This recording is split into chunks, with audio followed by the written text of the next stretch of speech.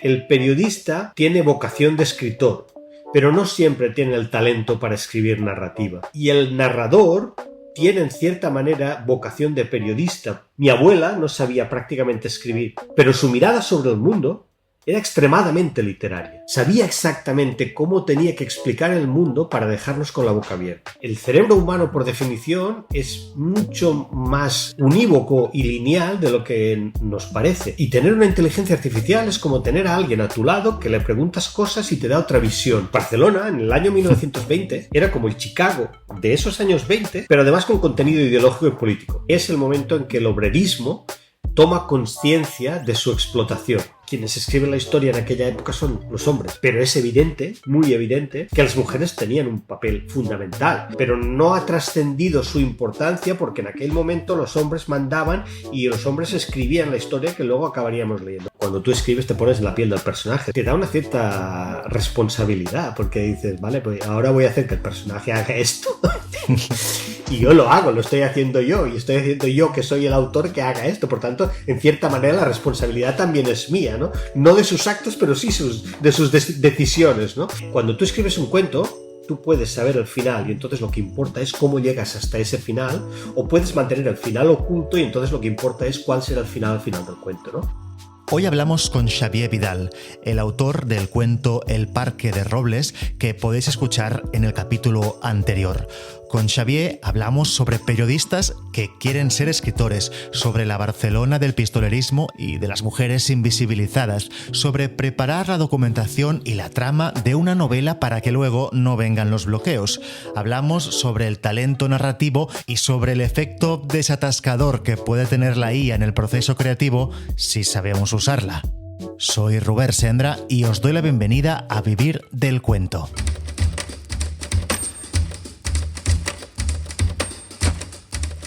Vivir del Cuento, el podcast de las historias que van contigo.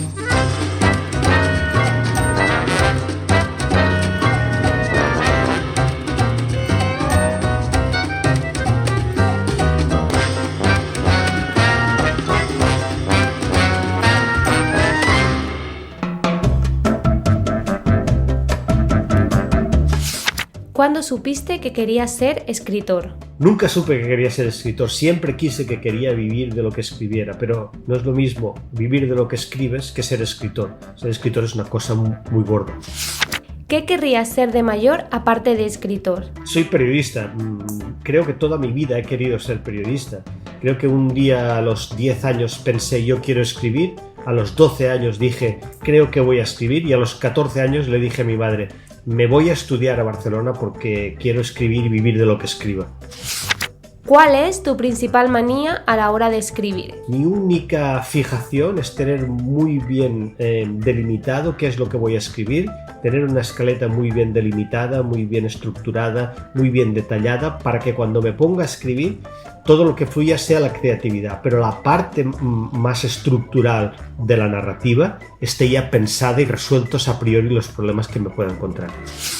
¿Qué personaje real o de ficción te gustaría ser por un día? Leonardo da Vinci, por su capacidad de creación, de experimentación, de juego, de dominio de las diferentes disciplinas, o Alejandro Magno, por su capacidad de ver el mundo entero a través de sus ojos y el afán de dominar cualquier cosa que se le pusiera por delante. ¿Qué cuento o novela recomendarías a un amigo para que se enamorara de la literatura? Estando hablando del cuento El Parque de Robles, tengo que echar mano de Continuidad de los Parques de Cortázar, por su capacidad para inmiscuirte en un mundo y en un universo en el cual no sabes si estás en un plano narrativo o en otro, y como novela, por supuesto, yo recomendaría 100 años de soledad porque es un compendio de todo lo mejor de la literatura.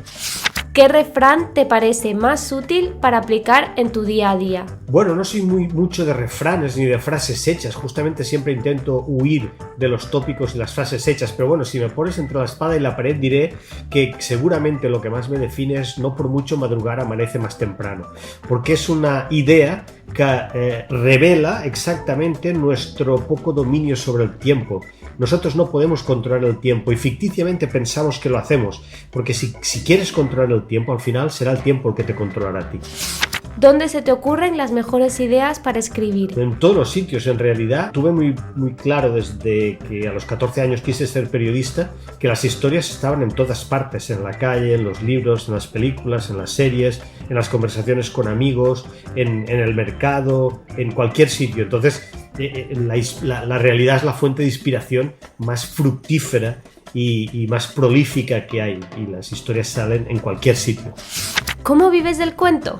No vivo del cuento, aunque quizá tendría que decir que un poco sí vivo del cuento porque doy clases de narrativa corta, de cuento y de relato, y en el fondo eso sí es vivir del cuento, ¿no? En el fondo, pero es la única manera que he conseguido vivir del cuento, porque desde luego vendiendo libros de cuentos creo que no da para comer.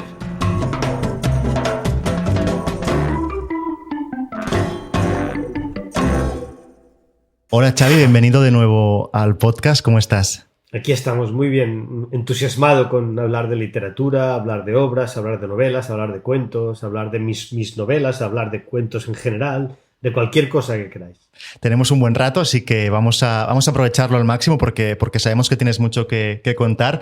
Decías que a los 14 años decidiste que querías ser periodista y te fuiste a Barcelona a estudiar. Fui posteriormente a los 14. Claro, sí, claro. Pero Sí. A los 14 decidí que quería ser periodista y solo había 2 facultades de periodismo en España. Una estaba en Madrid y otra estaba en Barcelona. Y yo, viniendo de Valencia, lo tuve muy claro. Hay muchos periodistas que también son escritores, es decir, que tienen un contacto diario con la realidad, pero cuando pueden elegir escriben ficción. ¿Crees que se llevan bien ambas profesiones? Te lo pregunto porque yo también soy periodista y también me gusta escribir, y muchas veces siento que la vorágine de la actualidad y de nuestras profesiones un poco de hombre orquesta van en contra a veces del sosiego necesario para ponerse a crear. ¿Qué opinas tú de esto? Es cierto, porque además vivimos en un tiempo de corre que te pillo. Quiero publicar el tuit antes que la competencia porque si no voy a perder 10 clics y 10 clics a lo mejor pueden representar un anuncio menos. Es verdad que eso es así, vivimos en el tiempo de las fake news, no tenemos tiempo para contrastar, no tenemos recursos para contrastar, no nos dan tiempo para hacer un periodismo reposado, por tanto estamos viviendo en un periodismo de emergencia casi constantemente. Pero sí es verdad que toda la vida ha habido periodistas escritores y escritores periodistas. Hemingway, no nos olvidemos, era un periodista que se hizo escritor casi en exclusiva después de hacer crónicas y hacer todo tipo de obras en diferentes medios de comunicación, sobre todo como corresponsal. No olvidemos que Truman Capote también era periodista, un tipo de periodista diferente de Hemingway, pero escribía reportajes de sociedad y hacía entrevistas extraordinarias, y así podríamos seguir con una larga lista. Es decir, el periodista tiene vocación de escritor, pero no siempre tiene el talento para escribir narrativa. Y el narrador tiene en cierta manera vocación de periodista, porque especialmente a partir de la segunda mitad del siglo XX la literatura se hace, podríamos decir, más ligera, más liviana, se desprende de algunos tópicos decimonónicos que se habían arrastrado durante toda la primera parte del siglo XX, y entonces la prosa comienza a ser más fácil, más fluida, las frases pierden peso, las frases son menos rebuscadas, el adjetivo y el adverbio pierden protagonismo en favor del nombre y el verbo, ¿no? Y eso es muy periodístico. Y entonces la literatura empieza a tomar elementos del periodismo, como ir a lo que realmente importa en una historia, lo que realmente transmite en una historia, y el periodismo empieza a tomar elementos de la literatura. Cuando, sobre todo a partir de los años 80, el periodismo se revoluciona y empieza a haber menos recursos, crisis en los medios de comunicación tradicionales, a finales de los años 80 y principios de los 90 empieza a aparecer el periodismo ciudadano a través de los móviles, se elimina la capa de filtro entre el lector y el emisor de noticias, porque todo tiene que ir muy rápido, como comentábamos hace un momento.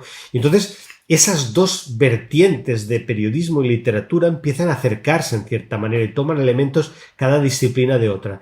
A partir de ahí, mucha gente que no tiene talento para ser escritor o no tiene las capacidades o no tiene la voluntad o la disciplina para escribir obras narrativas, se hace periodista. Y en el momento en que aprende el oficio, retoma su vocación de escribir cosas pues más creativas, y a partir de ahí viene la ficción o la voluntad de escribir ficción. También hay otro elemento que yo creo que pesa mucho, y es el elemento de la popularidad. Los periodistas, a partir de los años 80, 90, se hacen muy individualistas, y los nombres de los periodistas empiezan a pesar más que los medios. Muchas décadas y décadas los periodistas habían sido lo que son sus medios de comunicación.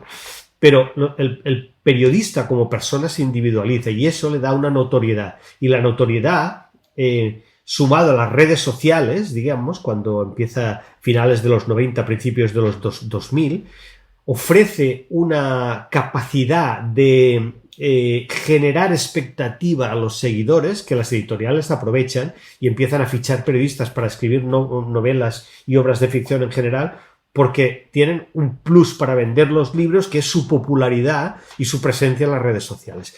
Esos dos elementos de intercambiar ambas disciplinas, ciertas técnicas por una parte, y por otra parte la celebridad de los periodistas como elemento de reclamo para vender libros, hace que cada vez los periodistas tengan la creencia, muchas veces falsa, de que pueden escribir ficción.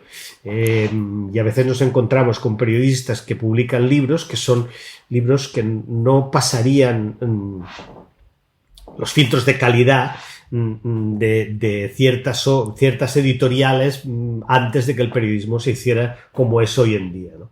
Uh-huh. Hablabas de la falta de talento. El talento es ese gran misterio, ese intangible. ¿Cómo definirías tú tener talento para la narrativa? Aquí yo creo que hay que separar dos elementos que creo que son esenciales. Uno es la mirada. La mirada no se puede aprender, no se puede educar, no se puede entrenar. La mirada que tienes sobre el mundo es la mirada que te da la perspectiva sobre las cosas que escribes.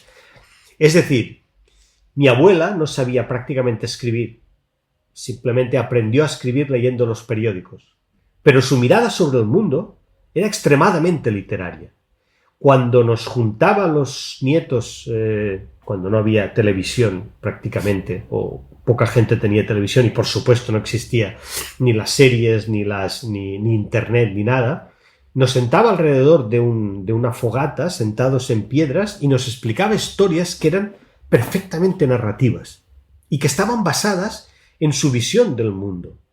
Ella no sabía que existía planteamiento, nudo, desenlace, no sabía que existía el papito del famoso escritor catalán el Sánchez Piñol, ¿no? Autor de La pell freda, el Albert Sánchez Piñol. No sabía eso, no sabía que existía Bartres y toda la simbología, pero ella, cuando nos explicaba un cuento sentados enfrente de la hoguera, comiéndonos el bocadillo a media tarde, sabía exactamente cómo tenía que explicar el mundo para dejarnos con la boca abierta.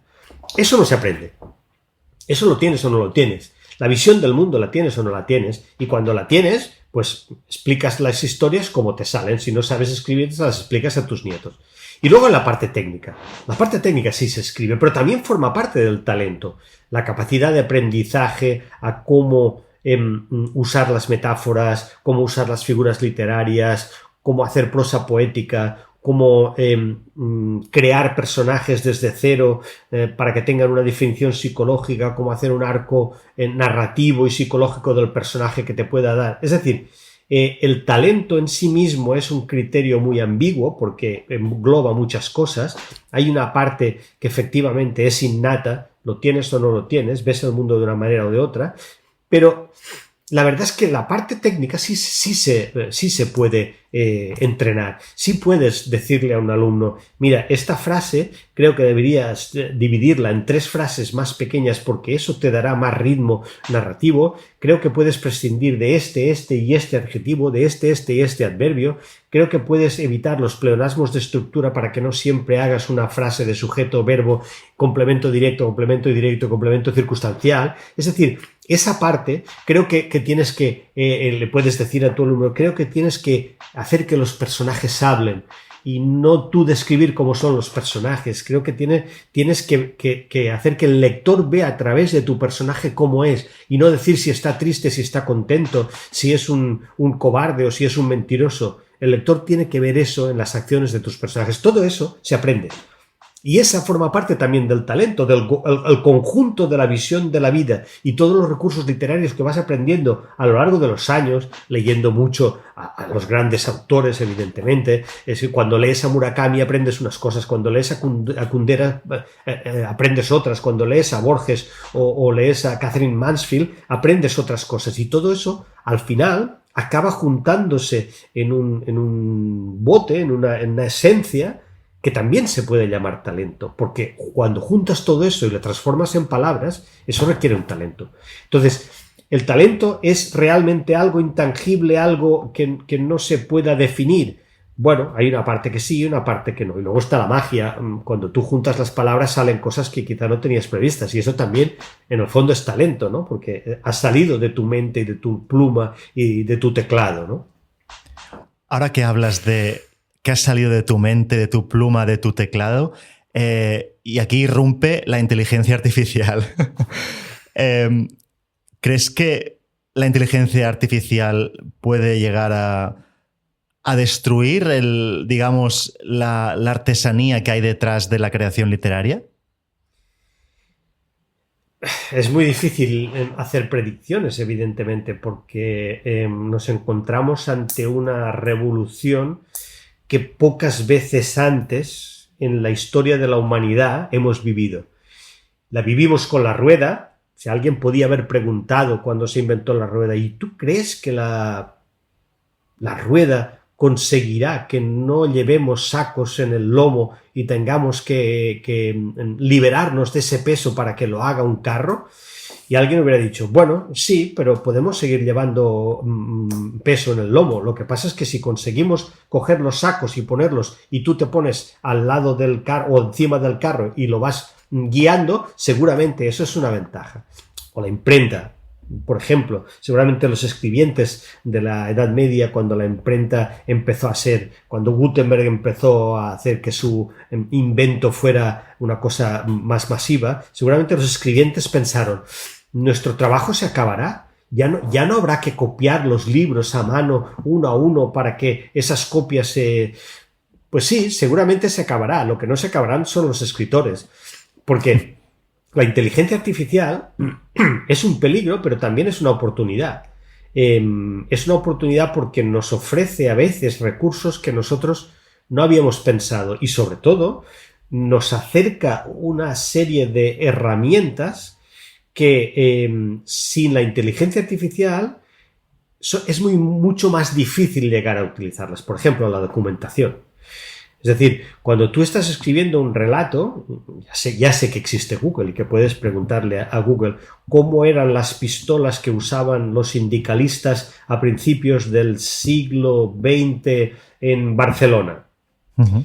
Seguramente Google te arrojará una serie de resultados y tú tendrás que discriminar cuáles son los buenos y los malos. Pero a la inteligencia artificial le puedes hacer la misma pregunta y decirle, y por favor, utiliza fuentes oficiales, hemerotecas que sean contrastadas y fuentes que no sean fakes, digamos, y te dará una respuesta mucho más rápida, mucho más detallada y con muchos más elementos que tú hubieras encontrado en un buscador normal. Es decir, te da herramientas y esas herramientas hay que saber utilizarlas. Y hay que tener en cuenta que evidentemente una inteligencia artificial puede escribir una novela, claro que puede, pero no puede escribir la misma novela que escribirá Murakami o que escribirá, Houellebecq. No, porque Houellebecq y Murakami tienen una voz narrativa que han construido a lo largo de los años. Ya sé que me dirás, también hay autores que no tienen una voz narrativa y venden centenares de miles de ejemplares de sus libros. Bueno, sí, efectivamente pasa eso, y seguramente la inteligencia artificial tendrá la misma capacidad de algunos escritores de escribir novelas, que las escriben como churros y las publican porque las venden. Pero no hay que menospreciar lo que la inteligencia artificial puede aportar a la literatura, que es herramientas para ayudar a la creatividad. También es verdad que tú puedes preguntarle a la inteligencia artificial cuando estás en un bache narrativo o cuando estás en un elemento escondido que no consigues sacar a la luz, que estás encallado en un determinado nivel de tu escritura, y puedes preguntarle, mira, me pasa esto, ¿cómo lo solucionarías tú? Y te puede dar opciones. Lo que no tienes que hacer es coger esas opciones, copiarlas y pegarlas en tu relato, en tu obra de ficción. Pero sí te puede dar un motivo de inspiración. El cerebro humano, por definición, es mucho más unívoco y lineal de lo que nos parece. Y tener una inteligencia artificial es como tener a alguien a tu lado que le preguntas cosas y te da otra visión de las cosas. El problema no es la tecnología, es el uso que se hace de esa tecnología.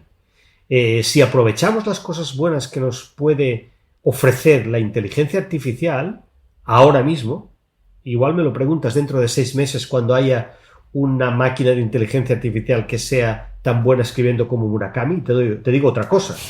Pero ahora mismo, en el nivel de inteligencia artificial que estamos y con la perspectiva que tenemos a corto plazo, creo que la inteligencia artificial puede ser una ayuda, también una amenaza, pero puede ser una ayuda muy grande para la escritura.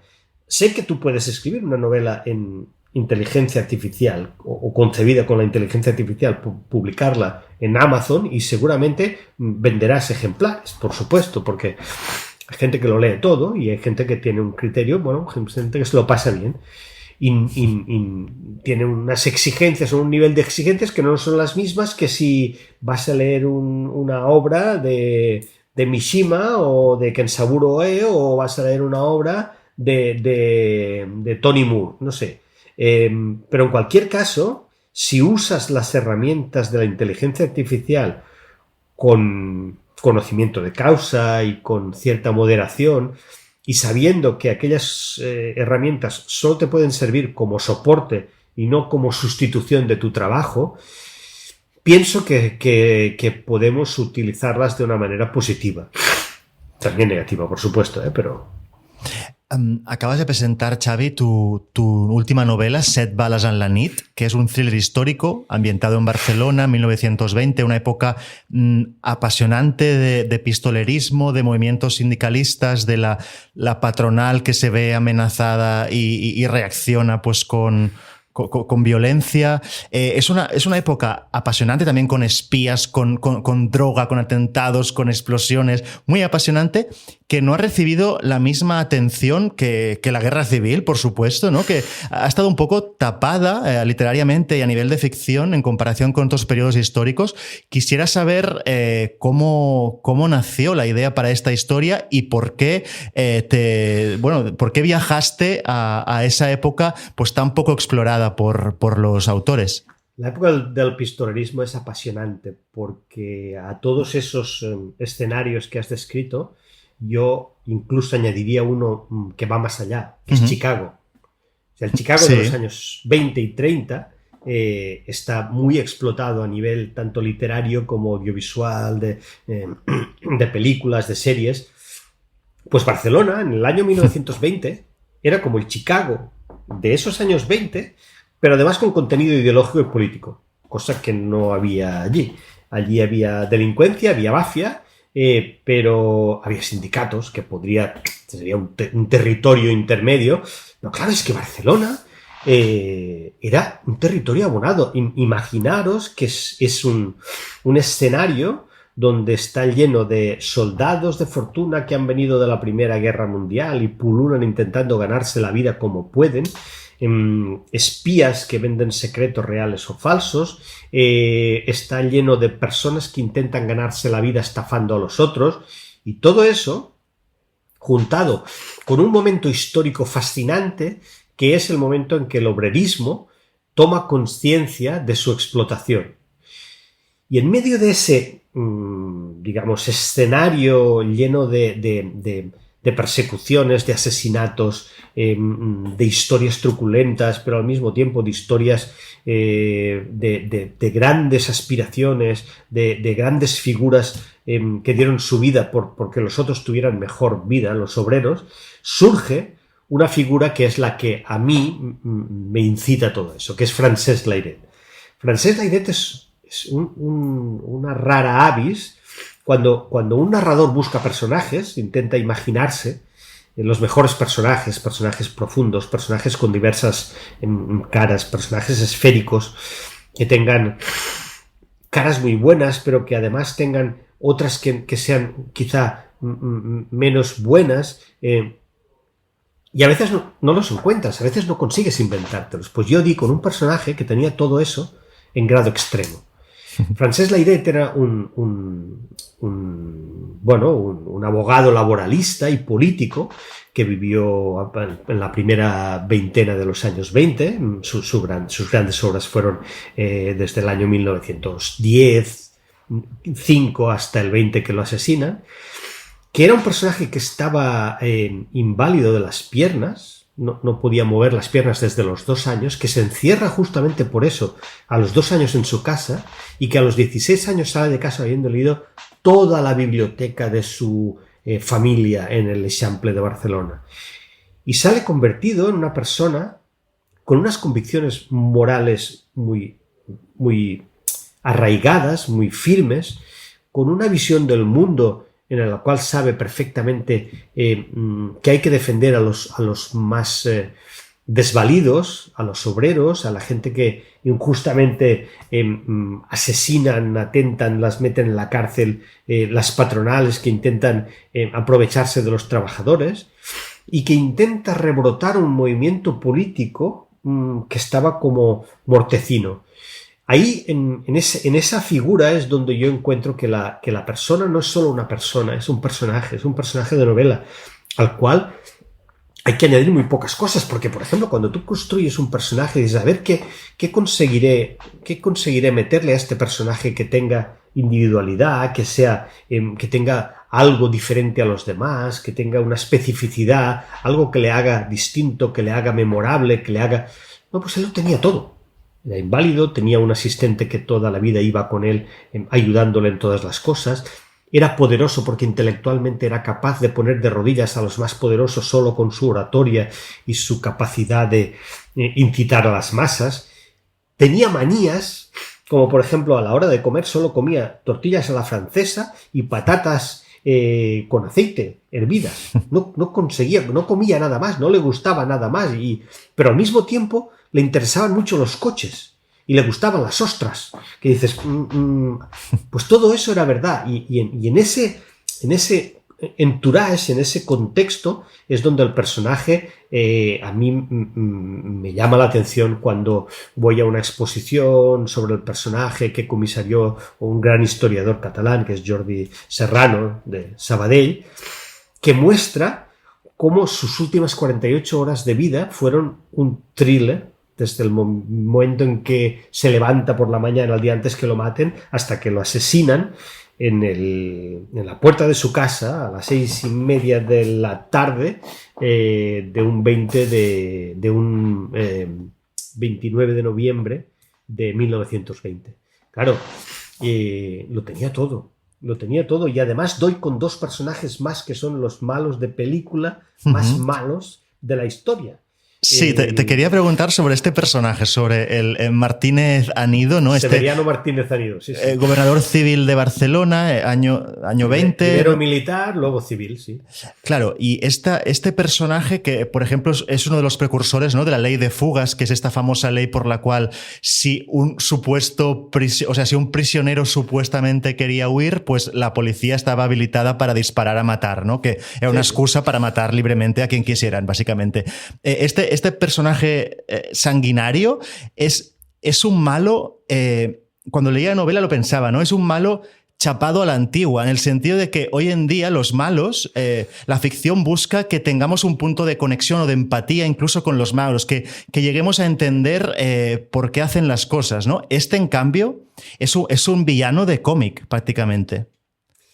Sí, pero es un personaje esférico, no es un personaje plano, porque no. Tiene sus debilidades y es un personaje religioso, es un personaje que cuando acaba el día se va a rezarle a la Virgen por si ha hecho algo malo, es un personaje que bebe como un cosaco, pero no reconoce su alcoholismo, es un personaje que además tiene un adláter que también era real, que era Miguel Arlegui, que es otro general, el general de la Guardia Civil, que era el responsable de la policía y que lo tenía, digamos, a su servicio como un perro, digamos, sí. Y le mandaba hacer cosas, todo lo que quería, y claro, eso también es un poco de exageración mía en la ficción, pero en realidad era así. Él mandaba sobre Miguel Arlegui y le decía hacer las cosas más horripilantes, sin inmutarse prácticamente, ¿no?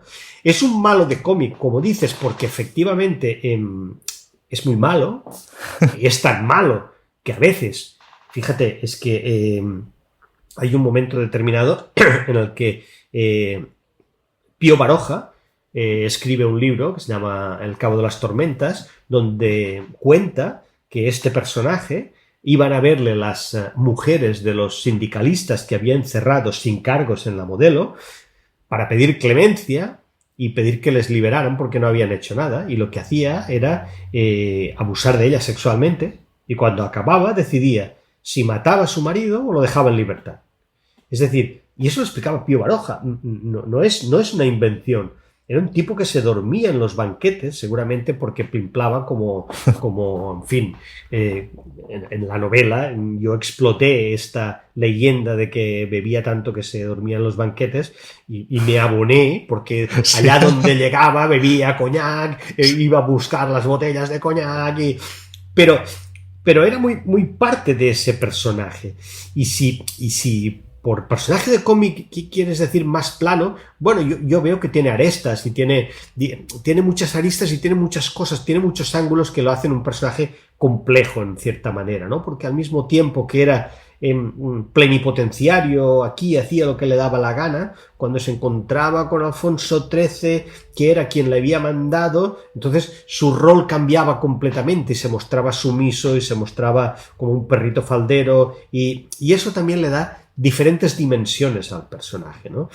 Por tanto, los malos tienen que ser muy malos, pero tienen que tener partes que se salgan del tópico también. Y yo creo que Severiano Martínez Anido es así, y lo demostró no solo en el episodio que yo narro en la novela, que es prácticamente entre 1918 y 1920, cuando se produce el entierro de Francesc Layret, sino mucho más tarde, porque luego él, después de sembrar la muerte en Barcelona, se va a Madrid y acaba siendo ministro del gobierno y acaba, en fin, dándole trabajo al tipo que ha matado a Francesc Layret y que va de prisión en prisión y lo utiliza como confidente, pero tampoco se fía de él porque piensa que un día le matará y lo manda a Zaragoza a espiar a los ferroviarios y a los sindicalistas, y bueno, es un personaje complejo. Ese solo personaje tiene una novela. Y se nota que has disfrutado, que te lo has pasado pipa escribiendo este personaje, ¿sí o no? Sí, me he disfrutado mucho con él, porque tomar decisiones, o sea, claro, cuando tú escribes te pones en la piel del personaje. De hecho, eso es, en cierta manera, escribir ficción, ¿no? Meterte en la piel de un personaje y tomar decisiones como si fueras él, ¿no? Te da una cierta responsabilidad, porque dices, vale, pues ahora voy a hacer que el personaje haga esto y yo lo hago, lo estoy haciendo yo, y estoy haciendo yo, que soy el autor, que haga esto. Por tanto, en cierta manera la responsabilidad también es mía, ¿no? No de sus actos, pero sí de sus decisiones, ¿no? Pero sí es verdad que me lo pasé muy bien con él, y con algunos otros personajes también que salen en la novela, como por ejemplo Bravo Portillo, que era un comisario muy reputado en en Barcelona, un comisario que se dedicaba a ir por los cabarets. Él era comisario y su trabajo, su encargo era vigilar o estar vigilante de los cabarets, los locales nocturnos y tal. Bueno, esto hacía que les extorsionara a todos, les sacara todo lo que quería. Era un tipo psicópata que era capaz de un día saber que a alguien que le había faltado el respeto le estaban interrogando en la comisaría de Atarazanas de Barcelona, ir con un martillo y reventarle la cabeza y luego limpiarse las manos y hacerse una absenta o un champaña a un cabaret del Paralelo. Pero claro, ahí sí que hubo algo que yo me vengué del personaje. Es decir, el personaje era muy malo, era muy refinado, tenía un bigote grande, una barriga, hablaba idiomas, pero era malo. Y en ese momento, claro, Plau Portillo en la realidad acabó muerto por las balas de los cenetistas. Algunos de los que él había atentado, grupos contra los que él había atentado, ¿no? Y yo moví, digamos, cronológicamente un par o tres de elementos que hicieron que dentro de la misma novela tú odiaras a Bravo Portillo, pero te alegraras porque le acaban asesinando, ¿no? Y fue justamente eso, su asesinato. Le asesinaron un año antes de lo que yo cuento en el libro, y fue porque la Solidaridad Obrera, que era el periódico de los obreros más leído en aquella época en Barcelona, estamos hablando de que ningún periódico hoy de tirada nacional tiene la misma difusión que tenía la Solidaridad Obrera en aquella época, ¿no? Entonces destapó que él había estado trabajando para los aliados, pero también para los alemanes, y que le había dado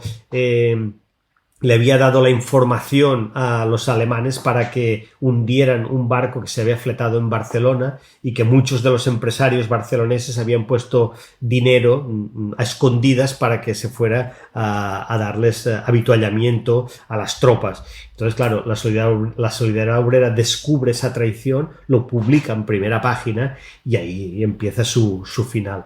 Y a mí me sirvió para aquello que decimos muchas veces: hay que sembrar un cierto desequilibrio emocional para que el lector quiera venganza y darle esa venganza.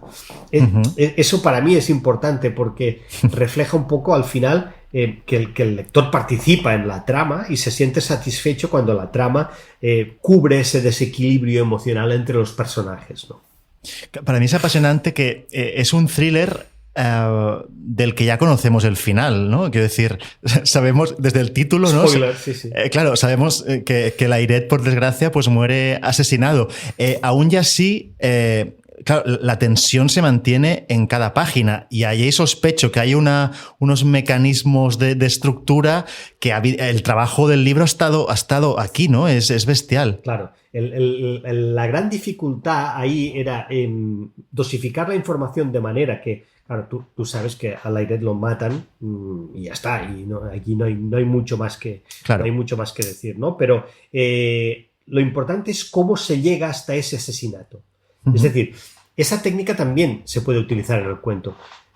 Cuando tú escribes un cuento, tú puedes saber el final, y entonces lo que importa es cómo llegas hasta ese final, o puedes mantener el final oculto, y entonces lo que importa es cuál será el final del cuento, ¿no? Cuando acabe el cuento. En este caso, la novela utiliza una estructura similar a la del cuento. Es decir, ya sabemos qué pasará al final, pero lo importante es cómo se llega hasta ese final. Claro. Además, hay otras tramas paralelas, digamos, que son las que ayudan a sostener la trama principal. Por ejemplo, a mí de la novela hay una cosa que me generaba mucha ternura, que era la historia de uno de los asesinos del Francesc Layret y su hermana, sí, que es inválida, ¿no? Lectora voraz, ¿no? Lectora voraz, y que llegan del pueblo sin haber estado nunca en la ciudad y se encuentran con un universo, y ella es una persona que, sin ser muy culta, es muy lectora y es muy detallista, y es lo que decíamos antes al principio de la conversación de mi abuela. Tiene una visión del mundo muy especial, ¿no? Y entonces su hermano, que es el que acabará siendo uno de los asesinos del Layret, no encuentra otra manera de darle lo que ella necesita que aliándose con la patronal y con los sindicatos de la patronal y dando palizas y matando gente.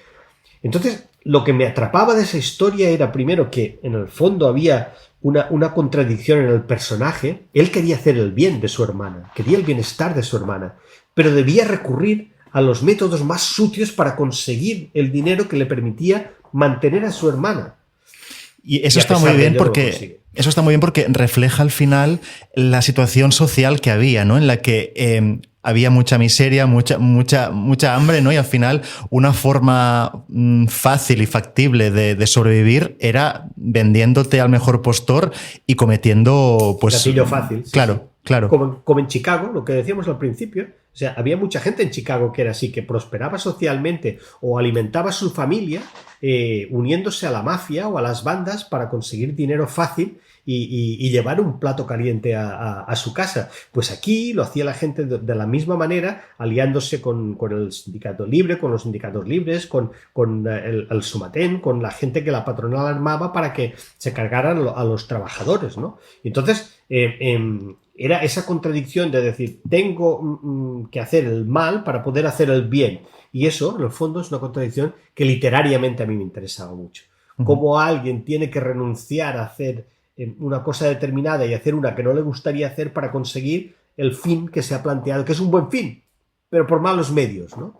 Y ese dilema, esa contradicción, creo que es muy, muy literaria.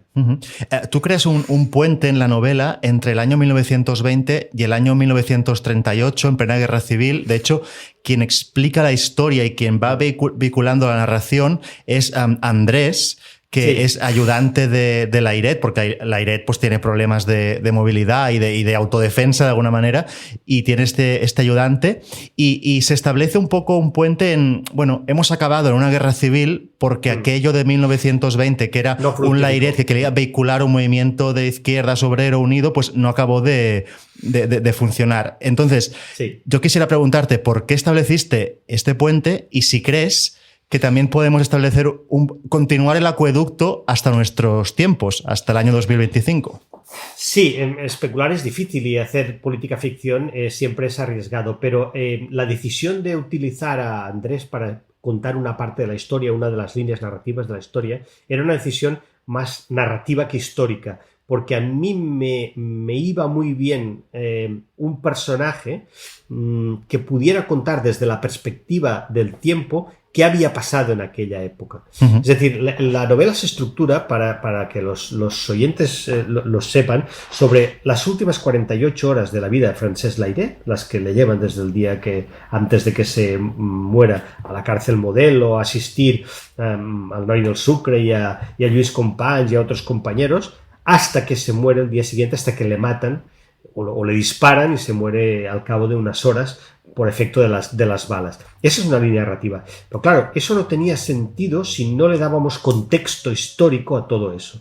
Y el contexto histórico tenía que dárselo a alguien más que estuviera presente en todo eso. Y me vino muy bien la persona que le acompañaba constantemente y le ayudaban todas las cosas para que lo contara desde una atalaya histórica que tenía mucho sentido desde el punto de vista político y narrativo, porque si vamos al detalle, a Layret lo matan porque él intenta unificar el movimiento obrero de la CNT, que en aquel momento era potentísimo, estamos hablando de más de 300.000 personas afiliadas en Barcelona en el año 17, que es una barbaridad en una ciudad que tenía 900.000 habitantes, unificarlo con el catalanismo que surgía en aquellos momentos de Alomar, de Domingo, de el mismo Lluís Companys, y el socialismo que había nacido en España con el PSOE de la mano de Pablo Iglesias y Julián Besteiro y el sindicato UGT. Él pensó, la restauración se acabará si conseguimos unir todas estas piezas y hacer una sola candidatura, porque efectivamente la gente que hubiera votado hubiera sido tanta que hubieran ganado las elecciones y hubiera cambiado las reglas del sistema. Y es ahí donde el Deep State en España dice, no, esto no podemos pasar por aquí. Lo que tenemos que hacer es quitar esa posibilidad del tablero. Y es por eso que al final le acaban matando, ¿no? Pero claro, eso que hubiera pasado, probablemente, insisto, que hacer política ficción no es fácil y es arriesgado, pero si hubiera pasado eso, se hubiera adelantado 15 años lo que pasó realmente en España, que es que los años 30, a principios de los años 30, y concretamente en el 36, ganan las elecciones las izquierdas después de unirse y desbancan al gobierno que había legítimamente y democráticamente, y eso es el germen de la guerra civil, porque la derecha no reconoce la victoria democrática de la izquierda, y ahí es donde se inicia el conflicto armado. Entonces, situar ahí a Andrés y contar desde esa posición de privilegio de una trinchera en la Fatarella a Tarragona esperando que los nacionales ataquen el día siguiente, toda esa larga noche, cuenta a alguien con el que está hablando y que nunca sabemos quién es, todo lo que pasó en aquellos días de que asesinaron a Francesc Layret y cómo se llega hasta ese momento, para mí era fascinante.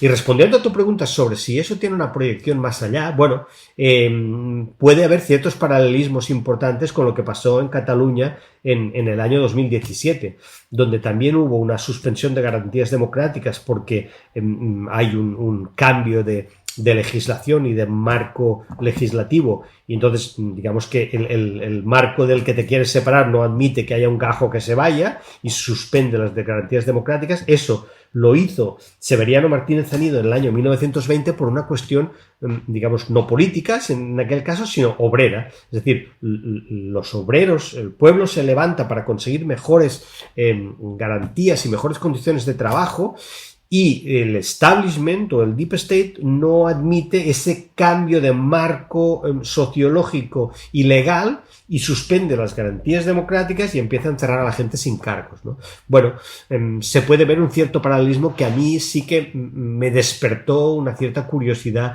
histórica, ideológica y democrática desde el punto de vista de que en ambos casos se vulneraron las reglas democráticas, ¿no? Y las consecuencias también fueron catastróficas.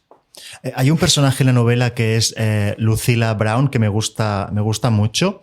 Es ficticio este personaje, me imagino. Totalmente ficticio. Vale, y en la presentación comentabas que te habías visto obligado a crear personajes ficticios femeninos para, de alguna manera, poner en valor la importancia de la mujer en esa época, ya que históricamente, a nivel de documentación, no había quedado plasmado, ¿no? Claro, para mí eso era muy importante porque quienes escriben la historia en aquella época son los hombres, pero es evidente, muy evidente, que las mujeres tenían un papel fundamental y se demuestra en muchas cosas cuando encerraron a todos los obreros y los líderes obreros después de la vaga de la canadenca en Barcelona, que acabó con las 8 horas que hoy son las que todavía tenemos. Es decir, lo que hoy disfrutamos en el trabajo de 8 horas se consiguió en 1919. Es decir, imagínate, hace más de 100 años, ¿no? Entonces, cuando ellos los meten en la prisión, son las mujeres las que toman la responsabilidad, las que llevan la casa adelante, las que trabajan, las que llevan el pan a casa.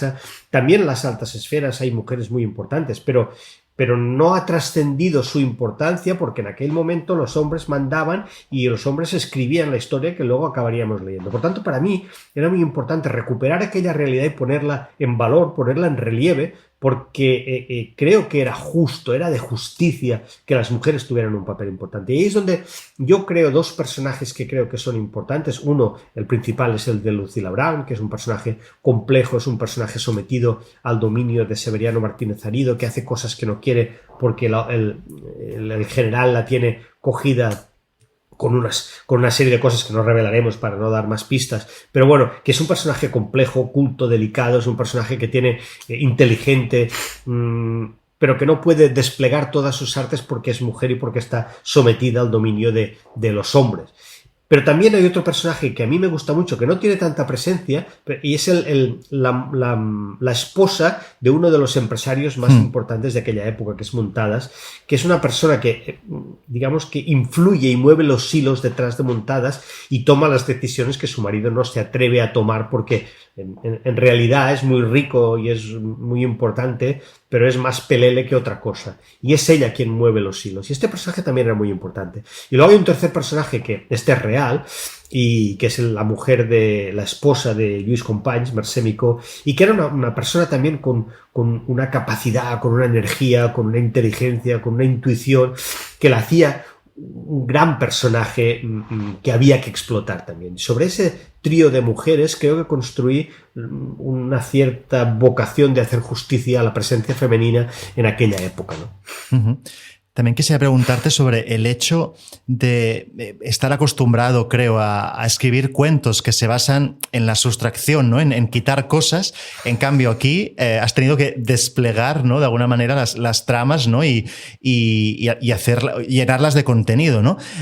No sé si esto ha supuesto un reto o una liberación. Para mí ha supuesto aportar técnicas del cuento a la novela, porque es cierto que en cuestiones de fondo, de trama, de historias, de tramas accesorias, he tenido que construir un árbol, digamos, con muchas ramas.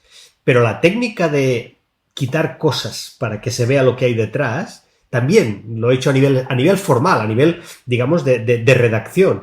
He intentado que todo lo que está escrito sea necesario, que no haya nada prescindible, que cada frase explique una idea, que cada párrafo explique un grupo de ideas, que las imágenes más o menos poéticas estén acotadas a los momentos en que no hay acción, que la acción sea trepidante, es decir, todo lo que siempre hablamos en un cuento que no puede ser accesorio, nada de lo que esté en el papel, nada de lo que esté escrito, he intentado trasladarlo a nivel formal a la novela. Por tanto, para mí era un reto, un doble reto, por decirlo así. Por una parte, desde el nivel de contenido, de trama y de historia, ir haciendo crecer ciertas ramas del árbol para que le dieran cobijo a la trama principal, pero desde el punto de vista formal, ir quitando ramitas pequeñas y hojas pequeñas para que lo que quedara fuera estrictamente lo esencial. Por tanto, sí, ha sido un reto, pero un doble reto al mismo tiempo, de doble camino. Por una parte, de añadir lo que no haces en un cuento y de quitar lo que sí haces en un cuento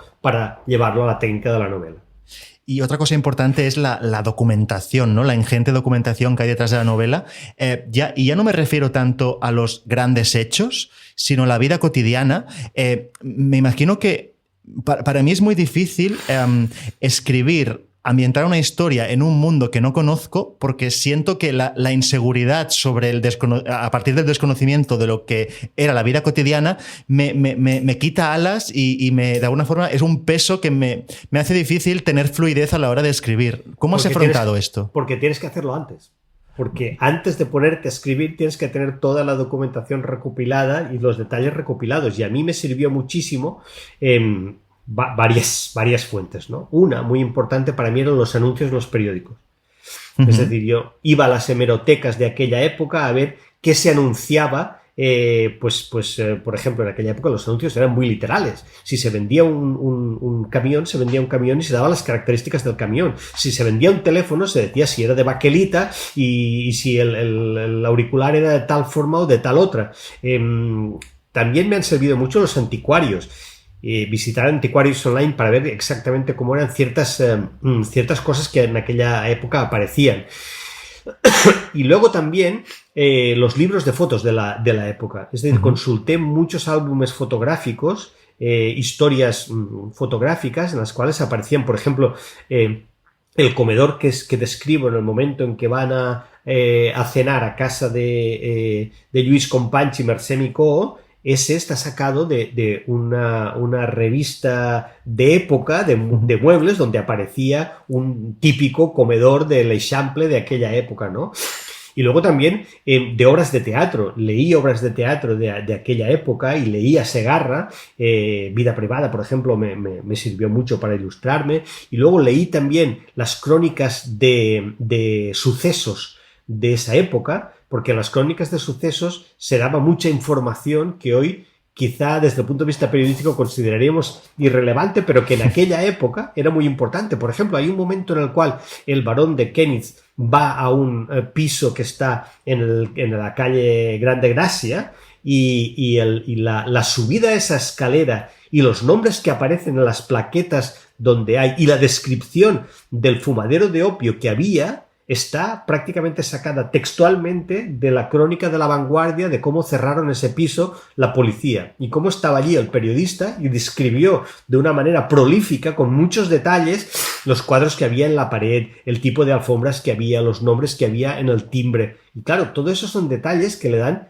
realidad, que le dan veracidad a la crónica que estás contando, ¿no? Claro, como tú dices, eso es difícil interrumpir la redacción para irte a buscar si un teléfono de aquella época era Telefunken o era AEG, porque te corta el rollo cuando estás escribiendo.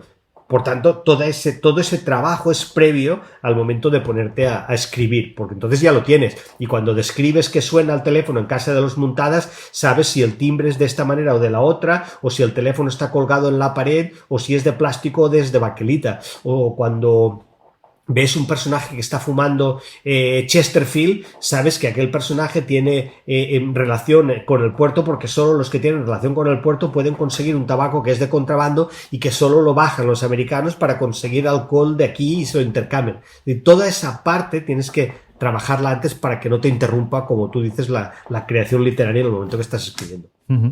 Bueno, pues la verdad es que es una novela muy, muy gustosa de leer. La verdad es que me lo he pasado muy bien, o sea que te felicito porque me ha gustado muchísimo. Y nada, solo me queda preguntarte en qué estás trabajando ahora. Bueno, ahora estoy en barbecho porque he acabado esta novela. Tengo alguna idea para escribir alguna otra. También tengo alguna novela escrita que me gustaría revisitar para llevarla a la editorial a ver si consideran que es viable.